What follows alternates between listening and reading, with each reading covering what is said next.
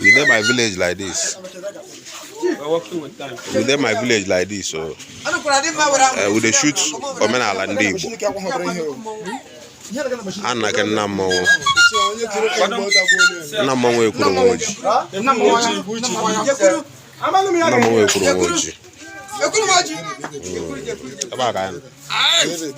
A na-akwado nri m ji Ezihe. Ezihe isi ala mba nnọ. Iri ji Ezihe ihe na-akpọ ya before wa arụrụ. Oge ibu n'oge m pụtara ụwa 70s 80s aka na-akpọkwa ya arụrụ. Mgbe anyị kpọgazi iri ji ọhịa emega taa. Anọkwa na nna mmọnwụ Ekwuru nwoji. Ajọ emururu ajụjụ na ihe gbasara iri ji arụrụ Ezihe.